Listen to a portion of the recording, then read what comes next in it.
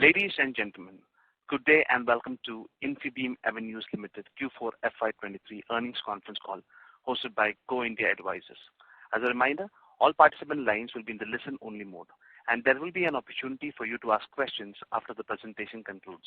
Should you need assistance during the conference call, please signal an operator by pressing star then 0 on your touchtone phone. Please note that this conference is being recorded. I now hand the conference over to Mr. Rajat Gupta from Go India Advisors. Thank you, and over to you. Thank you, Ranju. Good afternoon, everyone, and welcome to Infibeam Avenues Limited earnings call to discuss the Q4 and FY23 results. We have on the call with us today Mr. Vishal Mehta, Managing Director, Mr. Vishwas Patel, Executive Director, Mr. Sunil Bhagat, Chief Financial Officer, and Mr. Pravesh Parekh, Head Investor Relations. Also joining us on the call today is Mr. B. Ravi, who is advising Infibeam on corporate and financial strategy as an independent consultant. We must remind you that the discussion on today's call may include certain forward-looking statements and must be therefore viewed in conjunction with the risk that the company faces. I now request the MD, Mr. Vishal Mehta, to take us through the company's business outlook and financial highlights, subsequent to which we'll open the floor for Q&A. Thank you, and over to you, sir. Thank you, and good evening to all of you, and a very warm welcome to the earnings call of Infibeam Avenues. I hope you have all had a chance to go through the presentation, which has been uploaded on the site as well as the exchanges. For Infibeam, FY23 has been a really iconic year. We've registered the best ever performance with a total income for FY23 going beyond 2,000 crores for the first time in the history of the company. Our transaction processing volume reached 4.5 lakh crores. It's upwards of $50 billion during the year. If you compare year over year, the transaction processing volume has grown by 52%. We've added 3.5 million merchants during the year, approximately 9,500 merchants every day, taking the total merchant count to 9.2 million. It's been a very successful year, which has led to an increased business. The company's EBITDA for FY23 full year increased by 24% to 180 crores, and like-to-like PAT was up by 21%, crossing more than 100 crore mark for the first time. We are exceptionally delighted with the overall business performance. Our strategy of having a globally winning combination of digital payments and a software platform with a wide variety of different payment options and mix has been very rewarding. Our philosophy of going after profitable revenue growth and our central focus on offering exceptionally robust technology to merchants and banks have really helped the company scale to new heights, and we have achieved record milestones during the year. The combination of payments and platform has aided us in gaining a very strategic advantage and a competitive advantage to stay ahead in the business compared to peers. You can refer to slide 14 in the presentation, which gives you slightly more details. We've invested across the payment ecosystem to offer comprehensive payment solutions to both merchants and the banks. We offer payment acquiring, payment issuance, remittance through Infibeam's CC Avenue, Go Payments, and our investment in Fable Fintech. These offerings comprehensively cover payment industry, allowing us to build a very strong business and technology partnerships. We've extended our payment platform to manage payment infrastructure for top banks in India as well as in our international markets. This leads to a very strong and long-term sustainable partnership with these banks, providing us with a very good pipeline of merchants and a much better option for pricing. The same is evident from the growth of the merchant as well as the rise in the net take rate per transaction. We have pioneered many industry firsts in the payment business over the last 2 decades. The company has maintained a very frictionless relationship with both banking partners as well as the regulators and the merchants since inception. The company's robust bank-grade technology makes it merchant and banks' preferred payment partnership options. The company has also received 2 coveted licenses from RBI in payments. One, which is the in-principle approval to operate as a payment aggregator in India, and the second one, which is a perpetual license to operate as a Bharat Bill Pay infrastructure unit. This has helped us gain an edge in the digital payments industry by being able to gain market share in the utility space, where the company has made a lot of inroads in terms of gaining market share. It also signifies to merchants and bank partners of our robust, safe and secure payment platforms thus giving us continuous and consistent business. In fact, since the receipt of the license, the daily number of merchant registrations have significantly increased. New banks have partnered with us to provide them the acquiring as well as the bill payment infrastructure. There is a lot more in the pipeline that we are working on. The company also has microservices architecture on software frameworks that has been built and that allows us to build highly scalable technology frameworks. This has allowed the company to provide this e-commerce infrastructure to large merchants in both India as well as international markets. Along with that, the company also offers e-commerce suites for merchants to jumpstart their online journey, as well as host their data and offers a wide variety of value-added web services all under one roof. Our aim to build a very long-term scalable business centered around offering rich technology experience to merchants by simplifying their online business requirements will lead to a superior business as well as shareholder value. With this, I hand over the call to Vishwas to give you updates on the payments business. Vishwas, over to you. Thank you, Vishal. Good evening, everyone. In FY23, the payment industry continued its growth despite fears that the industry might see a slowdown. The payment industry grew by a massive 61% in FY23, higher than the 56% growth seen in FY22. The P2M, person-to-merchant payment industry, size in FY23 is estimated by us at around 74 lakh crores or around $900 billion, which comprises of credit card, debit cards, PPIs, UPI, P2M payments, and net banking. Various research estimates the industry growth in the range of 20 to 30%. We have assumed a 25% annual growth rate for the next 5 years until FY28, bringing the industry size to around 225 lakh crores or approximately $3 trillion, generating a revenue opportunity of over 1 lakh crore rupees from the current estimates of 44,000 crores for the FY23, a CAGR of approx 20% over the next 5 years. The digital ecosystem is expanding and the total addressable market continues to grow. If you refer to slide 11. With increasing digital revolution and the role of digital payments will be at the center.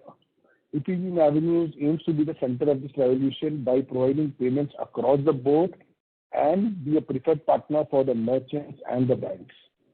Infibeam Avenues credits a substantial increase in total income to the tectonic shift occurring within the credit card issuance stage. The payment industry is undergoing a significant transformation as it is being increasingly regulated. The implementation of government policies to oversee the payment sector and the protect consumer rights has undoubtedly played a crucial role in enhancing fair play in the payment space. Added to that, the VE and PE-backed payment aggregators are witnessing transformation as they are confronting 3 formidable challenges. Firstly, funding vendors. Secondly, VC and PE investors prioritizing profitability above growth. And thirdly, the company payment brand CC Avenue, which has consistently avoided offering such heavily discount commission rates and thus maintained profitability since its inception. During the year, we scaled up payment business in India and international markets. The India TPV increased 25% year on year, while international TPV doubled. In India, we experienced growth from the COVID-impacted profitable sectors like airlines, hospitality, entertainment, etc. We extensively worked with the banks to provide them a robust payment infrastructure with high SLAs to ensure seamless payment movement. We onboarded new banks, we worked for better pricing with our banks, we raised prices for merchants for their premium products and services, as well as we invested in newer technology and expansion initiatives in India and international markets, like the launch of our mobile payment solution, the CC Avenue Tap Pay, that converts any smartphone into a point-of-sale terminal. The company's commitment to improve its unit economics, that is a net take-in payment business, to double-digit in FY24 and beyond, and it's now starting to take shape. All these initiatives that I mentioned earlier helped us improving our unit economics in payment business to 9 bips from in Q4 2023, from 6.3 bips in Q4 of FY 2022, which is up 43% year on year. All these initiatives will help us in reaching our double-digit net take rate target by the end of FY24. Please note, our international net take rate is already in double digits. As contributed from international business, in future will further aid our net take rate. Additionally, we scale our express settlement business, that is lending to the merchants through our early settlement of payment funds. It will further increase to our net take rate per transaction. In India, we have a 9% market share of online credit and debit spends, and as per on credit spends, as per RBI data. Credit options, including credit cards, EMI, BNPL, contribute 52% of the India TPV in Q4 and 46% for the full year FY23. We are particularly excited with the growth shown in credit card spends in April and May 2023. Credit card spends in April 23 increased 26% year-on-year. The total spend in April 23 was highest compared to all the months of FY22, except March 2023. We analyzed RBI data until 22nd May, and we are expecting 30% year-on-year increase in the credit card spend. This can also be attributed to the rising number of credit cards which has reached 8.7 crores in April, from 7.5 crores in April 2022. Our online debit card market share is 7%, and we have estimated a net banking share at 3%. Given the number of payment players, including the banks, we think the market share in credit and debit card is commendable, as it also allows us to earn good margins compared to UPI, which contributes only 7 to 8% of our India TPV. We anticipate our payment income growth trajectory to continue going forward as we continue to invest in building superior technology solutions for merchants and banks, have a profitable balance of payment and industry mix within our TPV, build tie-ups with banks for providing them a payment infrastructure globally, continue to onboard new merchants, offline expansion through CC Avenue, TapPay, do international expansion, and undertake such initiatives to create value for business and for the shareholders. I now hand over the call to our Chief Financial Officer, Sunil Bhagat, for his quick comments on the financial performance. Over to you, Sunil. Thank you, Vishal Bhai. Good evening to all of you. Throughout the year, we worked extensively to expand business activities through multiple business tie-ups to gain higher revenue share and improve operating performance to generate higher cash flows, which we can use for further business expansion. I am pleased to state that in FY23, the company has registered the highest ever total income of INR 2,033 crore, an increase of 56% year-over-year, and sequentially, the total income went up by 81% to INR 674 crore, a very significant growth. Our annual transaction processing value was INR 4.5 lakh crore, an increase of 52% year-over-year, and the quarterly transaction processing value was INR 1.5 lakh crore, a growth of 61% year-over-year. Our gross take rate increased to 120 basis points in Q4 FY23 on the back of 52% contribution from credit card payment options.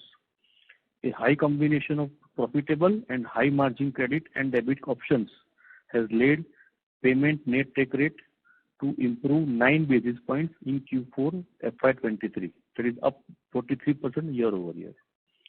With several initiatives in place, we are confident to take it to double digits by the end of FY24. With this performance, we registered an EBITDA increase year-over-year of 45% to INR 180 crore and profit after tax increase of 63% to INR 136 crore for FY23. On the cost front, with zero debt, we do not have large interest burden, and the other expenses, be it employee costs or other administrative expenses, have been kept under control, resulting in the above mentioned numbers. This has resulted in ROE of 7% in FY23 compared to 6% in FY22 and ROCE of 10% excluding goodwill. Buoyed by this performance, the board has recommended a full year dividend of 5%. As we step into FY24 and beyond, we will continue to pursue profitable growth. I now hand over the call to the operator to open the floor for Q&A. Thank you very much. Thank you. We will now begin the question and answer session. Anyone who wishes to ask a question may press star and one on the touchtone telephone. If you wish to remove yourself from the question queue, you may press star and two. Participants are requested to use handsets while asking a question. Ladies and gentlemen, we'll wait for a moment while the question queue assembles. The first question comes from the line of Rahul Pangadia from Lucky Investment Managers. Please go ahead. Thank you for taking my question, sir. Am I audible? Hello? Yes, you are audible. Yes, you are. Okay. Sir, first question, is there a methodology change in the way the TPV has been calculated? Because generally speaking, your take rates and your net revenue, they generally match the TPV. But this time the TPV is almost 1.5 lakh crores and you are saying the take rate is almost 9 bits. But the net revenue of 92 crores doesn't match that. So just trying to understand the match.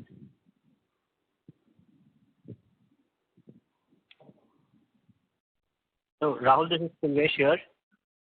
Yes, sir. So Rahul, our 1.5 lakh crore of TPV is a combination of what we do as GMV on the GEM platform as well as what we process on the payments platform through the CC Avenue payments portal. So between the two, we've also mentioned in our presentation that roughly about 51 or 52,000 crore is the processing that we had done for the payments platform, and roughly about 80,000 crore comes from GEM. And then there are other platforms like Bill Avenue and Go Payments, which are also our other business payment platforms. So our payment platforms have done the 9 bits on this 51,000 crore of processing that we've done in the quarter.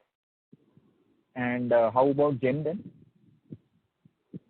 GEM is on a per transaction basis, but we've also mentioned in the past that as the volumes keep increasing, there is a volume discount as well. And our MD had mentioned in the previous call that this year onwards, on the G2G transactions, there is no revenue for the MSP. Okay. So how do we model this GEM then? While we talk about the volumes going up and we have touched about 83,000 crores in Q4 on GEM, how do we model the revenue on that particular line item? Basically, we'll need to give you some indication on removal of G2G transactions, which are not remunerative. That's one. And I think, overall, if you look at the perspective, I think there is a slightly diminishing curve as you go through Q4, because in the beginning of the year, up to a certain threshold for the year, the numbers will stack up. But once you exceed a certain amount and a threshold, then the overall bits go down. So what we can do is there are slabs. Absolutely. Yeah. Absolutely. So there are slabs that are there. So what we can do is we can give you some indications of the slabs, and that may be a good way to model it. Yeah, that would be really helpful. Absolutely. Okay. And the second question I had before I go back to the queue was, I'm assuming, sir, this other income is purely all from the cash that we have on the balance sheet, whether it is interest or dividends or whatever it may be. Other income is mainly cash, yeah. And there is some mark-to-market and interest on certain securities held by the company. Okay. But broadly, it is deriving from the cash, not operational at all. Nothing operational. That's correct. That's right. Okay. Thank you very much for answering this. Thank you. Next question comes from the line of Gaurav Sharma from HSBC Securities. Please go ahead.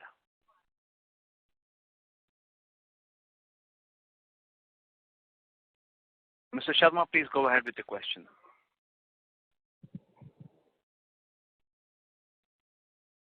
Mr. Sharma, if you have muted from your phone, please unmute yourself and go ahead.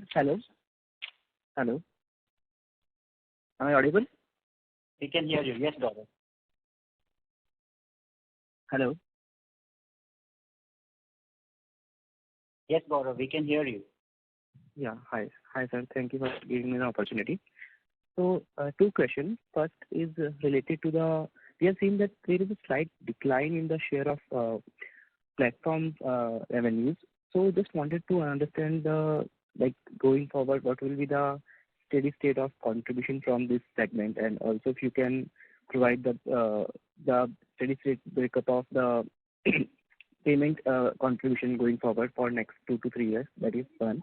And second question is related to your tap pay payment services. So just wanted to know what are your expansion plans on this. I understand that you are given the download targets of 1 million for FY24, but how it will be contribute to the revenues, and what will be contribution against the various other services like QR pay, link pay.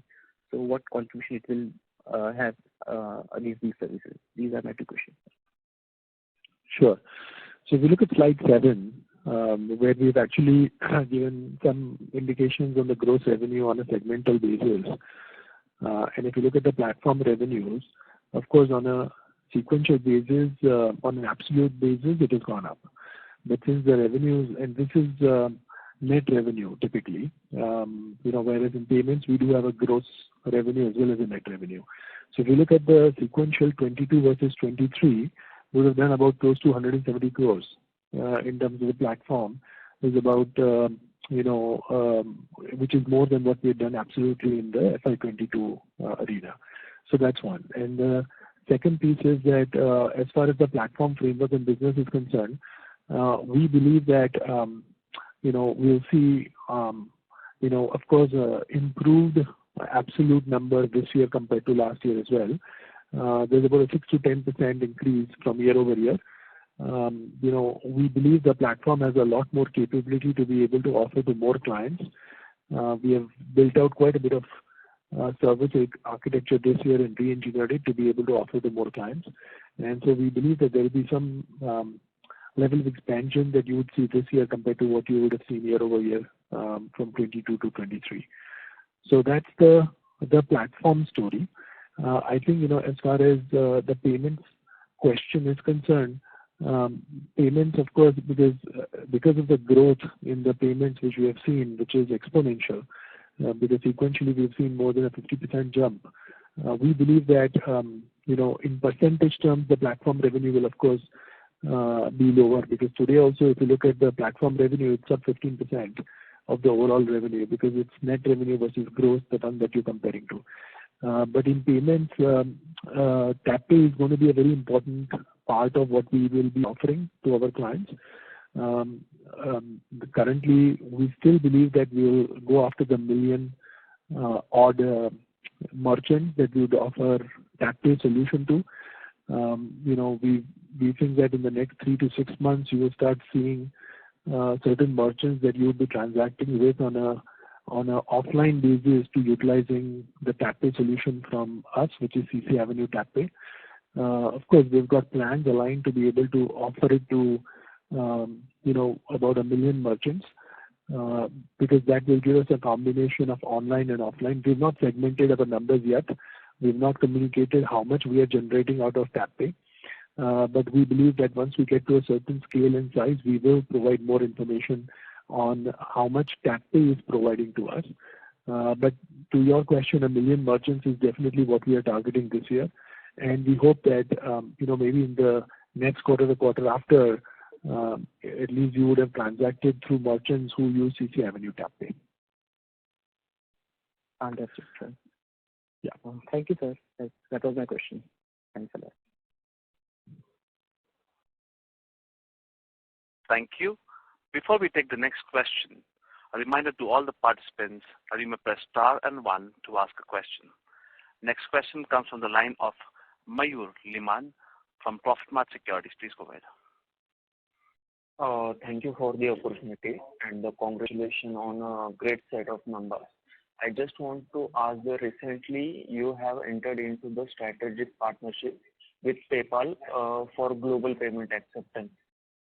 Can you provide more details in terms of how would this partnership help us scale our international business, and what would it mean for our business growth out in those geographies? Okay, Vishwas here. Okay, we have tied up with PayPal for allowing PayPal as a payment option in the markets of UAE and Saudi Arabia, where we are present. We dominate the UAE market, but the payment options are limited to MasterCard, Visa, American Express, and some and local net banking there. PayPal is an additional option where on every transaction will run out revenues.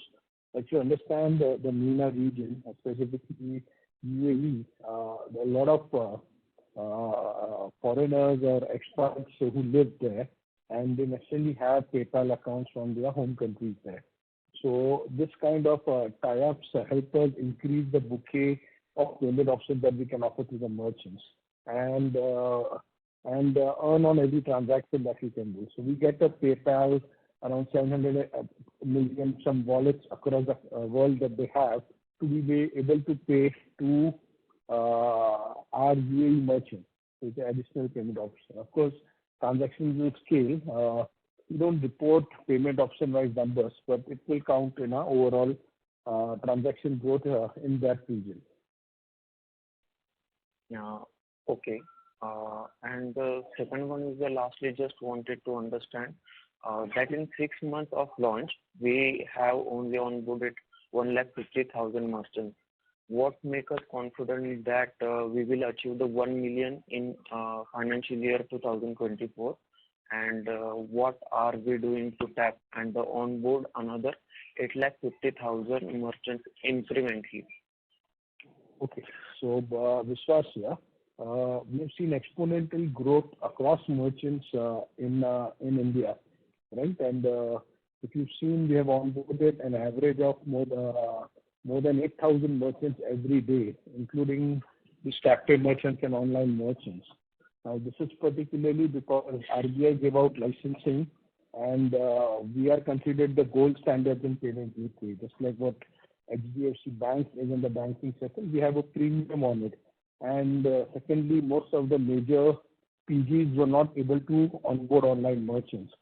So the load was so much, so the focus again went into onboarding all these merchants. TapPay, you will see increased adoption in the coming months. We already have feet on ground through our subsidiary company GoPayment, and through that we are going to be able to scale it to 1 million merchants. I think the numbers will come. As of now, if you see, there are already 2.5 lakh app downloads of TapPay in the market. So it's growing significantly. We're pretty confident in the next 2 or 3 quarters we'll achieve the 1 million merchant number. To add to what Vishwas said, we've also opened up our SDK, which is the software development kit. So in other words, you can use whatever payment options that you want, but that will only happen through us.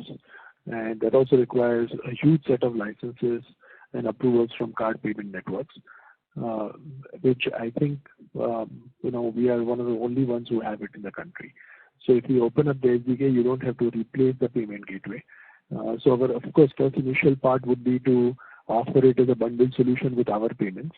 And then we'll also have an option to open up the SDK so that any merchant can enable tap onto any of the devices that they existing have. Okay. Thank you for the answer. And sir, you have already achieved the 4.5 lakh crore in FY23. How do you see the FY24 TPV movement and take rates? And also, how confident are you to get the GEM renewed given the latest development, as that will also define the TPVs in coming year? Sure. So as far as our growth is concerned, we are still seeing very strong growth in April and May of this year.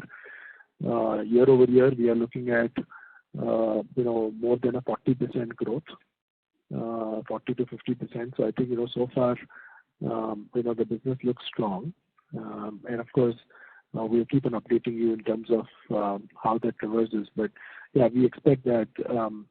We're targeting a growth of about 40% year-over-year this year. That's one.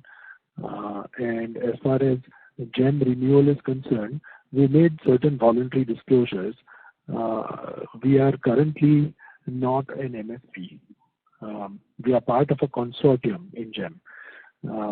So this is of a national procurement portal in importance, and we are not a main service provider currently. We are a consortium partner. So we bring our expertise on software components and in specific the whole e-marketplace framework for the GEM implementation. And the implementation was for a period of 5 years. And it can be further extended to 2 more years. So basically, from the go live, we have it until December 2023, and that engagement will continue, and it can be extended for 2 more years. Now, the new GEM RFP, which you are referring to, that has come out, and that RFP gives 18 months for someone to develop a completely new framework from scratch from the time of award. So we expect that even if the new RFP is out there, it will take 24 months for a new framework to be established. And that gives us enough reason to believe that up to December 2025, that we will have a lot of work to be done for GEM. So that's the first part. And the second part is that while we have provided that in our clarification in terms of the status of the bid to become an MSP, because in the past GEM implementation, we were not an MSP. We were a partner vendor.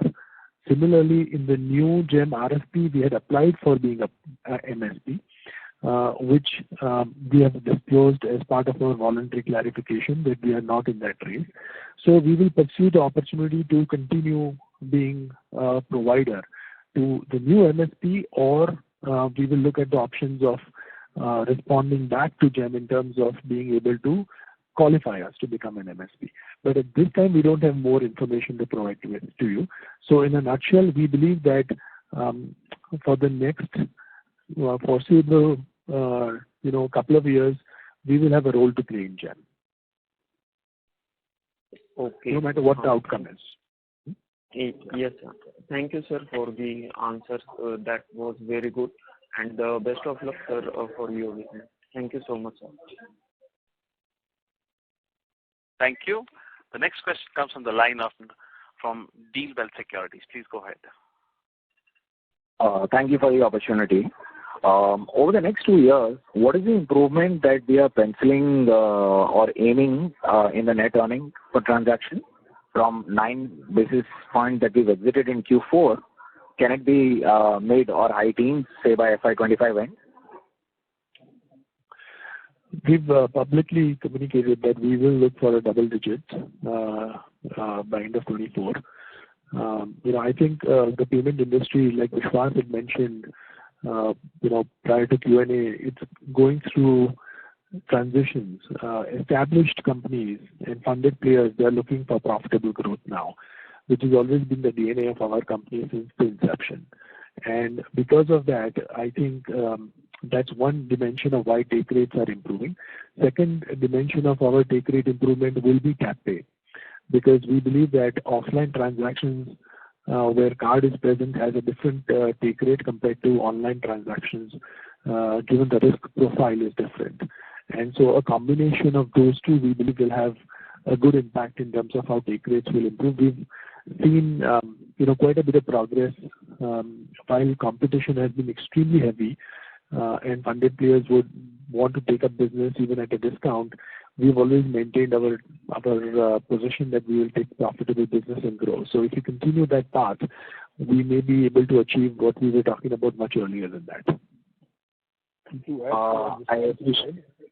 To add to what Vishal said, the international processing, like in UAE, we are doing in excess of around 10 billion AED. That's already in double digits. And international business will also continue to grow, which is already a double-digit take rate. So, on a blended basis, at 9 basis points, if we are exiting Q4, double digit is around the corner. I was looking if we have an aspirational number, say 2 years down the line? FY24 I've already understood, but given our investments in infrastructure and all the partnerships, I'm sure we would have some more visibility for FY25. I was therefore looking. Do we have a range at least? See, in international, we will do 15 to 18 bips easy. And so I think that, we believe that, because of the funding arbitrage, where India is, somewhat discounted by many of the players, which is coming to rationality, that would be a good aspirational number to go with.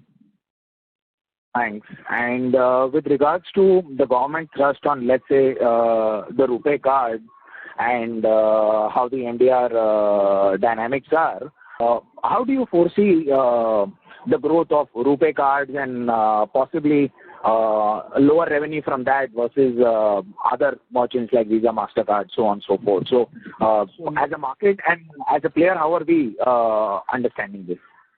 Okay, so from RuPay credit card perspective, RuPay credit card has the same MDR or the earnings that is there from a MasterCard and a Visa credit card, right? So that is sorted, and that's where the government focus is. As far as RuPay debit card and UPI is concerned, today both are under zero MDR regime, right? And the government is now paying the MDR on behalf of the merchant. So there is earnings that will come in for processing UPI and RuPay debit card.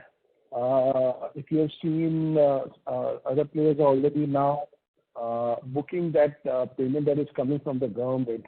Till today, we have not claimed those, but we'll be claiming in the coming quarters. The MDR that the government incentivized to process RuPay debit card and UPI. Okay, so the framework from government side is pretty clear for us to claim. There is no ambiguity in that front. There is no ambiguity. Government has sanctioned 2,400 crores for this financial year as incentive for processing UPI and RuPay debit cards. Okay, that gives quite some clarity. And with regards to international business, while you have given a range, I just wanted to understand what more partnerships like PayPal are we looking at in other geographies, whether it is Australia or MENA or US for that matter, because you have indicated in your roadmap that more geographies are being actively considered. So other than our direct presence, what other kind of major partnerships would we be working on? There are already... Yeah, go ahead. Yeah. Okay. Yeah. So for every country has its own sets of domestic payment options and international payment options. So right now when we are going into Saudi Arabia, MADA is a payment network there which works for all the local debit options. So that partnership is already in place. We're working on the last bit of certification. Similarly, Australia has its unique, lots of local domestic network players as well as BNPA players like Affirm and others. So the local partnership in each market will continue. Like in India, we work with almost 200 plus payment options. That includes almost 100 net banking options, credit card, debit cards, all kinds of wallets of Paytm, Airtel Payments Bank, to lots of pay now, buy now, pay later, like Simple and many others. So those partnerships will continue. And for us, we are the intermediaries. The more options we offer to our merchants for them to offer to their customers to pay, we make money on every transaction. To add to just what Vishwas said, an aspirational partnership would be something like an Apple in international territories.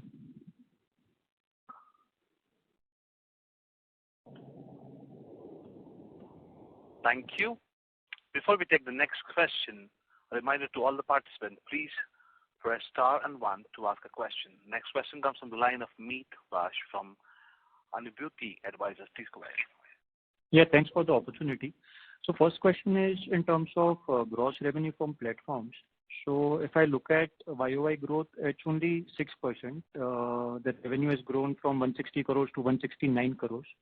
While our GEM TPV has almost doubled from 1 lakh to 2 lakh crore. So what is the bridge to this? I understand that majority of the gross revenue from platform business is via GeM portal. Correct. So two things. One is that there is some G2G contracts, government to government contracts. And those government to government contracts, they are not remunerative to the provider. And so that is one. Second is that there is slab-wise, diminishing curve. So what that means is that as you process more, the revenues will not be the same. And what we'll do is we'll attempt to actually share that information with you as well, so that it gives some more clarity in terms of how this can be modeled. Okay. So out of 2 lakh crore, how much will be from G2G contracts? I will double check if the client provides the specifics, but we'll find out a way to communicate that information in some way, which is compliant with the client, disclosures. Okay. And one thing, in some previous question, one of the management members has said 40% YOY growth in FY24. So I missed that part. What was that about? In May and June of this year, we have seen a 40% quarter, the same quarter last year. We have seen more than 40% growth. So we continue to track it. But we are seeing good traction. 40% growth in revenues and transactions. Okay. In so far, the same quarter last year. Correct. Okay. Thanks. Thank you. The next question comes from the line of Pranay Jain from Deal Wealth. Please go ahead. Thank you for the opportunity again. I got dropped off. So I just wanted to understand on the domestic front also, what really could be the...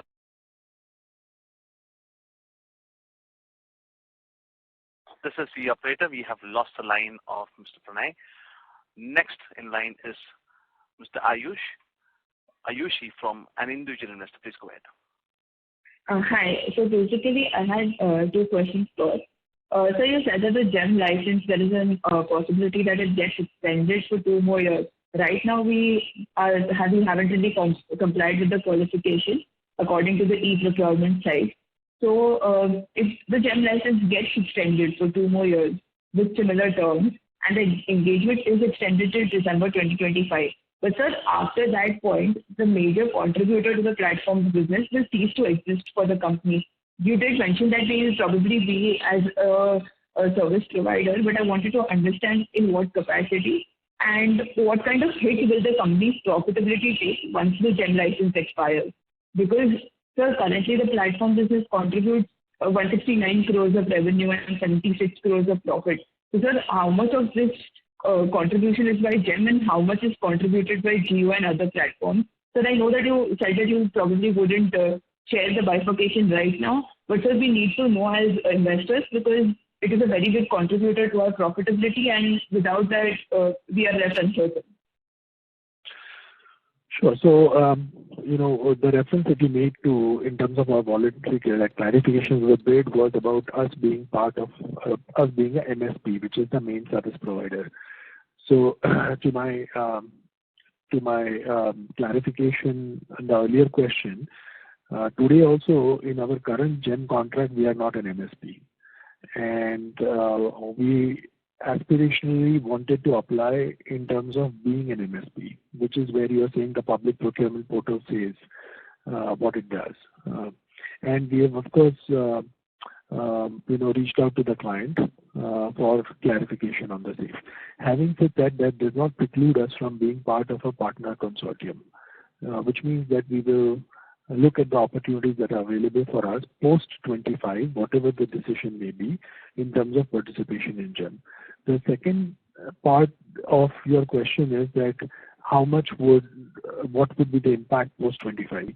The thing is that the framework that we've also started building upon is extremely robust. In other words, we have many other clients who have approached us in the past as well to be able to take our services.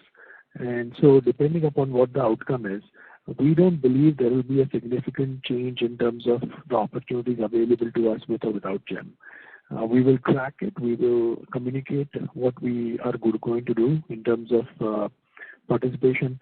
I think there are many international clients, given the scalability of the platform, the service orientation of the framework, and the opportunity to open up APIs so that you can build out in the way you would want. We see that there could be significant opportunities, perhaps some of them even more remunerative in certain cases than what we have right now. So we will evaluate our options and keep you updated. We don't expect a sudden change in terms of how we get compensated in terms of our platform business, with or without, the award. So we have certain options that we have thought through in place, and we will be changing and updating clients and communicating as and when required. Okay, so just like a follow-up on that, basically, can we take the capabilities that you've developed for GEM to other countries and other clients? Is that possible? So, of course, it would be a different framework, not the GEM framework. But to answer your question, can we actually build out complete microservices architecture framework and give it to some other country? Absolutely, yes. So, do you think there is a lucrative opportunity in the MENA markets that we are currently exploring a lot? I won't go specific, but we see an opportunity both on countries and clients, large conglomerates. All right. And so basically, the TPV guidance of 7.5 lakh crores by FY25, will that change considering that we have GEM, there is diminishing revenue from GEM, as you mentioned? Yeah, but currently we don't see that changing. So we think that the opportunities in front of us in both international markets are significantly large. So we'll pursue them, and we don't see that numbers changing as of today. Okay. So, and my second question is regarding a news article that was published in the Economic Times about basically Varian may offer, now Varian International and International Business may offer that around 25% of its equity stake, and will be probably raising $25 to $50 million. So I wanted to confirm the validity of this piece of news. Along with that, I wanted to understand what do you think about the valuation, because if you're raising around say 25 to 50 million, that is around 260 410 crore approximately. So if you think that is a fair value for the subsidiary, and what will be, so if you could shed some light on valuations as well as plans for future. See, our international business, in specific our UAE business, has grown significantly. We are number 2 in that region. We process more than 10 billion dirhams on an annualized basis across more than 7,000 clients. And of course, we believe that with the TapPay solution also opening up internationally, we can add tens of thousands of merchants in that region. So, of course, that is a separate entity, and they can answer some of the questions much better. What I can tell you is that they would be looking at, growth opportunities from time to time, even investment opportunities from time to time. I think that's how much we can talk about at the moment. Okay, and so just the last question I had. Last time I had asked a question to Mr. Vishwas about the patents that we had filed regarding tap on phone for e-commerce payments. At that time, you had mentioned that you did not have an update on the application that we had made. So I wanted to inquire if you have an update as of now, because it's been a complete quarter.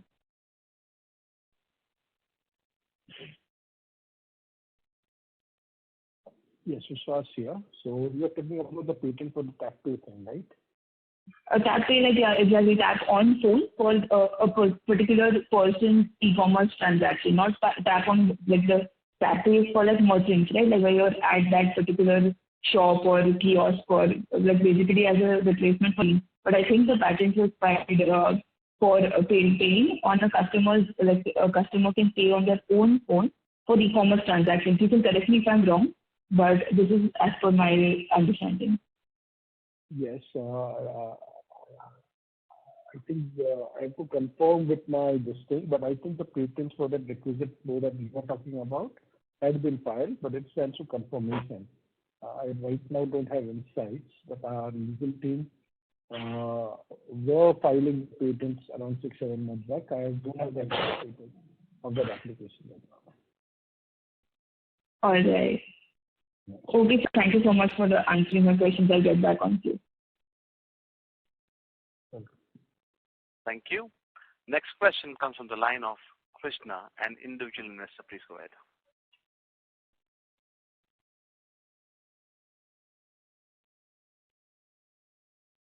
Mr. Krishna, hello. Please go ahead with the question. Yeah, it has been answered. Thank you. Thank you. Next question comes from the line of Chandan Singh, an individual investor. Please go ahead. Yeah, hello. Can you hear me, please? Hello, can you hear me? Yes, you can. Okay. So I just wanted to know, sir, that though we have been talking about a lot in terms of percentage and transactions and money being made and into various geographies we are expanding, but as an investor, I do not see that it is getting transformed into share and stock price driving in the market. Do you think there is any reason associated to it, or do you think there's any perception which has been built over the past and that's the reason it's not really piling up well?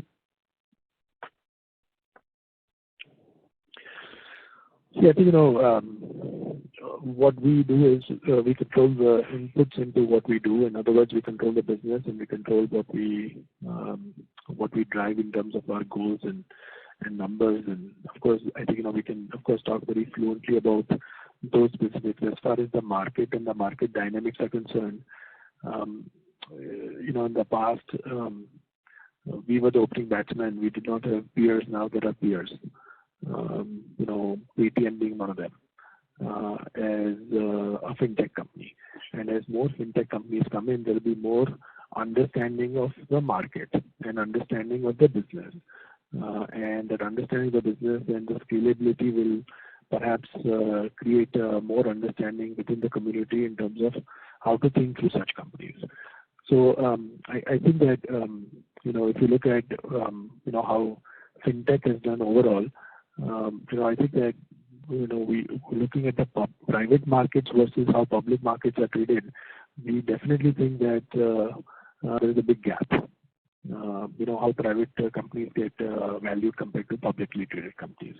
Having said that, we think that we will continue focusing on execution, and that execution focus will lead to, shareholder value. But I think we don't find a specific one particular reason. We think that as long as we can keep on executing, you must have looked at our performance for last year for the first time. I think for a company of the size and scale that we operate, getting to a total income of 2,000 crores is a big achievement, we believe. And, even this quarter, we are seeing strong numbers. We see more than 40% growth quarter-over-quarter compared to last year. So far, I think, we see the year being strong with our focus on international markets, because international is a single-digit percentage of our overall number. We think that international can have the potential to be at least 25-30% of, the overall transaction processing volumes. So we think that we'll continue focusing on that.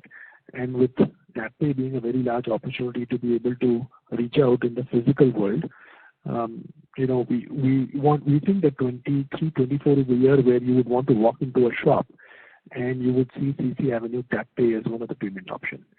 I think if we are able to achieve those specifics, we believe that, we'll deserve the investors through execution, and that, the value will also show up. I got you, sir, but I personally feel that in case if some kind of attention is not paid in this area, this is not really going to progress. I definitely believe that you're putting a lot of hard work on execution, but we also need to monitor what is really happening in the external world. Whereas I can see that there are many companies which I see post a lot of information to SEBI websites, and they keep on coming as updates, which really helps the share value grow in a better way. So I think some of your marketing team needs to concentrate in this area as well. Otherwise, finally down the line, if it keeps dwindling down, you will not be able to raise a lot of money from public if required. Sure, that's good feedback. We'll take that. Thanks, appreciate it. Yeah, thank you. Thank you. Next question comes from the line of Ayushi, an individual investor. Please go ahead. Yeah, sir. So basically, my follow-up question was that, sir, as you had given guidance earlier, so I wanted to understand what are your projections based for profitability, volume of transactions, and tax rate for the different segments that we have, looking at FY25, FY26. Yeah, so Ayushi, what we've done so far is that we're tracking a 40% growth in the first 2 months of this year.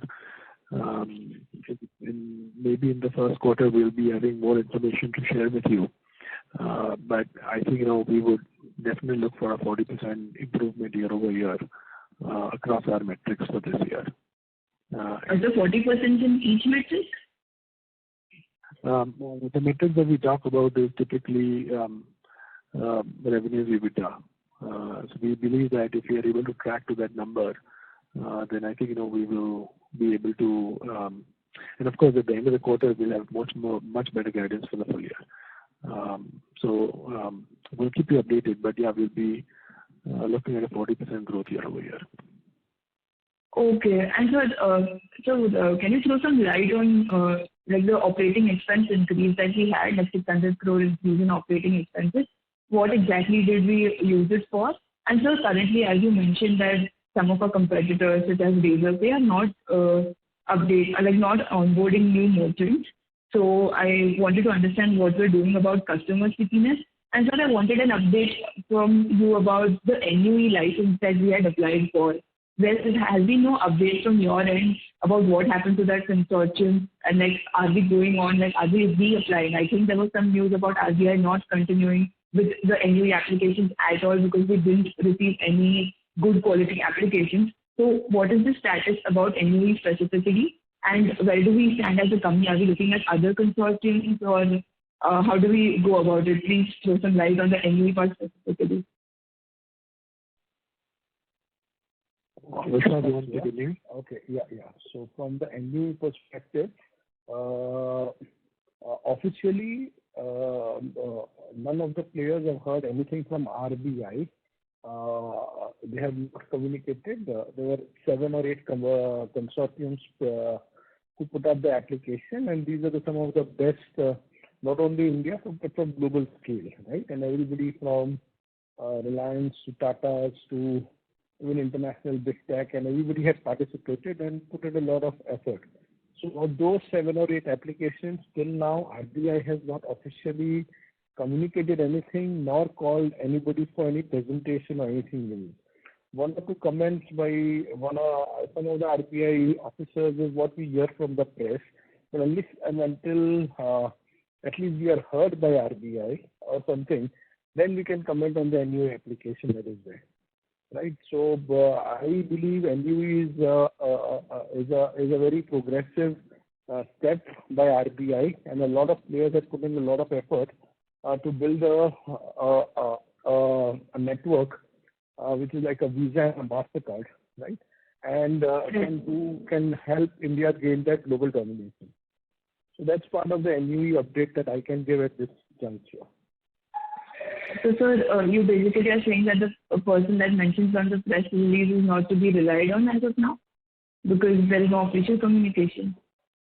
As I said, so we have officially submitted with a lot of paperwork and a whole lot of effort put over a couple of months with the 4 consortium partners that we had announced, that is Reliance Industries, Facebook and Google, and we had applied officially to RBI. Similarly, 7 other consortiums were there Till now on that application, neither has been called for any hearing nor any response from RBI on that application till now. Since we formally hear, we'll definitely communicate to you what is happening. Okay, sir. So, and the reason behind why GEM wasn't considered, like basically our application as for the MSP position in the new GEM RFP, why we weren't considered. Some news articles mentioned that we didn't have a particular CMMI, as far as I know, certification for IT projects. So is that the reason, or can you throw some more light on why we weren't selected? Is there any is there any incompetencies on our end?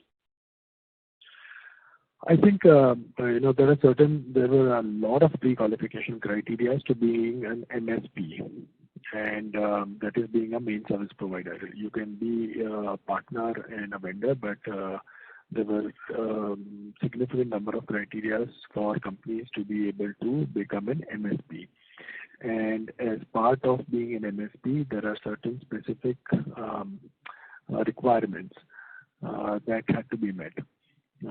So I think, short of actually going and saying that we've submitted our positioning, today also we were not an MSP in the current consortium, but aspirationally we wanted to look at potentially being an MSP, and that is a clarification that we have issued as a voluntary basis to all. So when we've made the representation, so we don't have too much to share beyond that at the moment, actually. Okay. So, sir, I actually wanted to congratulate you on the fact that all the guidances that you've been given so far have been accurate and have been met with these results that you just posted. So, sir, I wanted to know your profit guidance for the next year. So actually, I think that we will be able to provide, much better guidance in the first quarter for this year. But we believe that a 40% growth on revenues and, perhaps even in certain cases, EBITDA is possible for this year, which is what we target. But the exact guidance we'll provide after the first quarter. Okay, sir. I will look forward to that. Thank you. Thank you. Thank you. Ladies and gentlemen, that was the last question for today. We have reached the end of question and answer session. I would now like to hand the conference over to the management for closing comments. Thank you everyone for joining our annual call, and we look forward to having all of you participate in our first quarter. Thank you. Thank you. On behalf of Go India Advisors, that concludes this conference. Thank you for joining us. You may now disconnect your lines.